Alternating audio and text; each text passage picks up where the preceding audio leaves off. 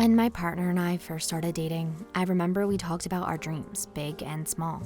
One of mine was to own a copy of every book I ever read, to which my partner said, "That doesn't seem too hard." He clearly didn't know me all that well yet. I've been thinking a lot about this lately, as I've been reevaluating my relationship with things in my life, especially things that I love. And books are something that I have always loved. But this love in the last several years has turned toxic, and it took a lot for me to finally notice it. If you're new to my channel or the All Right Already podcast, hi, I'm Allison Giordano, the author of A Trace of Something Stranger. I'm a type A, oldest child stereotype, recovering people pleaser with ADHD. All of that is to say that I like order, need it to both thrive and survive. But I also want everything that life has to offer, which is a dangerous combination. It means that I can fall into patterns of time blocking every hour of my calendar, every single day. It means that I will have a panic attack at 7 p.m. if I didn't check exactly 10 things off my daily to-do list. It means I set 27 major goals for me to achieve this year, and that I've already achieved half of them. And yet I am hyper-focused on the ones that I have not. It also means that I have internalized my obsession with owning a copy of every book I have ever read.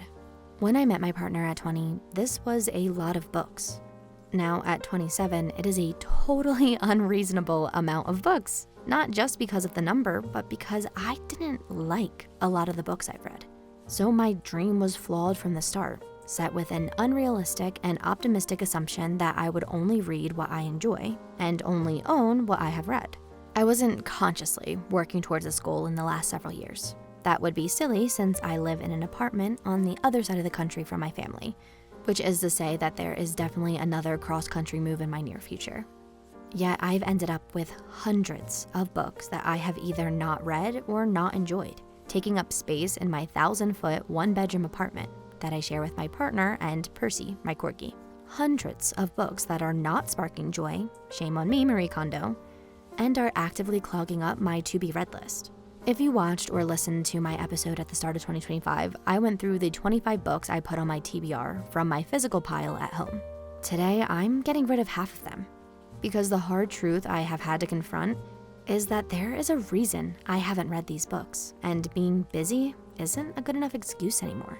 Yes, I am exorbitantly busy, something that I am actively working on changing. I'm chronically stressed, overwhelmed, overbooked, and rushing from one place to another with so much frantic energy that I trip over my own feet, drop water bottles, break dishes, or step on Percy's little paws.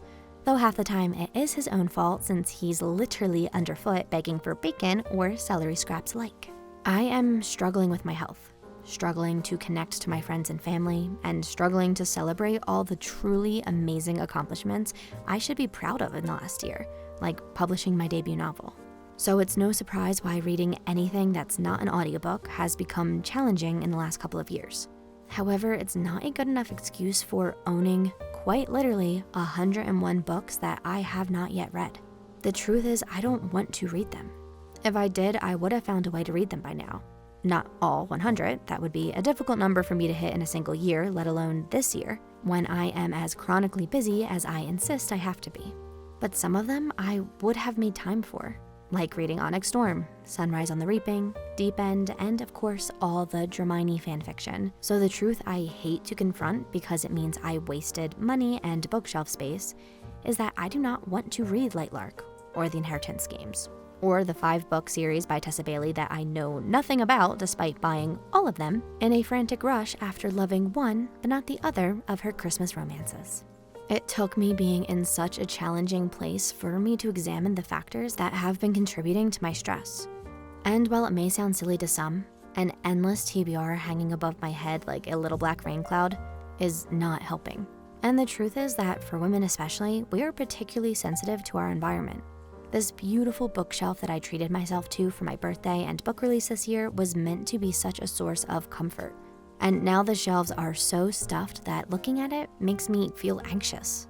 It makes me feel like I'm falling behind in my pursuit of being an author, if all the ones on my shelf and more are out there publishing book after book. It makes it hard to see what books I do have and what I would want to read. And yes, I have bought the same book multiple times, not realizing I already owned it. It makes me not appreciate the books I do have and love. or those that are special editions that I have invested money into. My special trophy case has instead become storage, and it's not hidden in a garage, out of sight, out of mind. It is on full display in the middle of my living space, boldly boasting all the money I have spent in vain, and all the reading I have not done and likely will never do. I took the naive dream of a 20-year-old book lover in a college dorm with very little understanding of adult finances and twisted it to justify the toxic pattern of overconsumption that is exemplified and exacerbated by social media. I bought books solely because I saw a good review of them from someone I know has different tastes than I do, or because it had a particularly pretty cover or sprayed edges. I don't even like the look of some of the sprayed edges, but it had them, so I shelled out $25 for a special edition for a book I know nothing about, when I don't even typically like to read hardcover books. I much prefer paperback. I got so caught up in the hype I see on my socials that I ultimately created a burden for myself by owning and storing beautiful books under the illusion that they will bring me joy, when all they really did was compile on my shoulders the longer and longer I did not get around to reading them. Not to mention that there are so many other avenues for getting books without purchasing them from Barnes & Noble. I have a Libby account and a library card, neither of which I've used in the last calendar year. I also have an e-reader where I could easily get discounted, on sale, or even free ebooks, something I did exclusively in my adolescence, but not at all since graduating college. A small part of this I justified when becoming an author myself.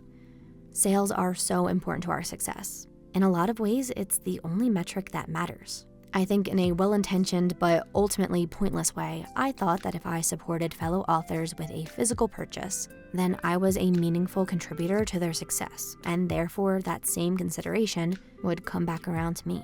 It's a lovely idea in theory, but the truth of the matter is, though I am very grateful to be in a position financially, with Percy as my only dependent, to spend money on pretty books for the sake of them being pretty, I do not have the kind of disposable income to bankroll every upcoming author's success, nor does that actually have any impact on my own success. In fact, that's actively hindering me, since I'm working towards building my own business as an author, yet am investing in others more than myself.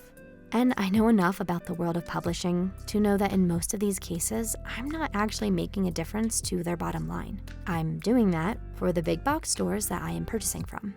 I don't want to stop shopping small at my favorite indie bookstores, and I will always support fellow indie authors as much as makes sense.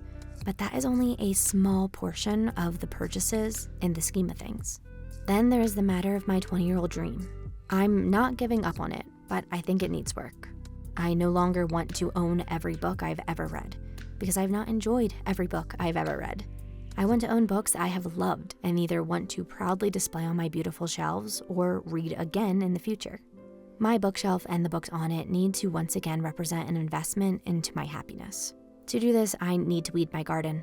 Remove, return, sell, and donate the books that don't fit within these parameters, so that the books that do can have the space they need, and therefore my love and joy of reading them can continue to thrive. It's a hard lesson to learn, but it's one that I am eager to do because I know I will be happier on the other side of it.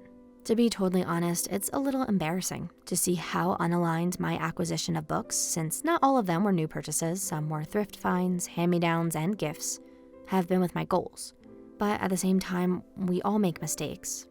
It's even a little unfair to call this a mistake, since I do love being a book girl in a bookish world. But I'm committing myself to making future book purchases that are in alignment with my bigger goals, not just for my bookshelf aesthetic, but my life. So thank you for coming on this journey with me. I'm planning to talk a lot more about slowing down and bringing more intentionality to all things in my currently hectic life. So if you're interested in that for yourself or seeing how I navigate it, please follow for more. I'm on all social platforms as Allison_Giordano, and subscribe wherever you are currently listening. My next episode will be a deep dive into the books I am offloading from my shelves today that I regret buying. So if you're curious about why certain books did not make the cut, definitely check that out.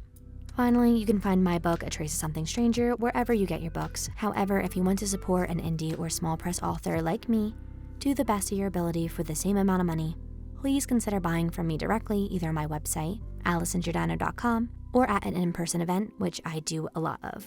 You can see my site or socials for more info. Thank you again, and I look forward to talking more soon. Until then, All right already.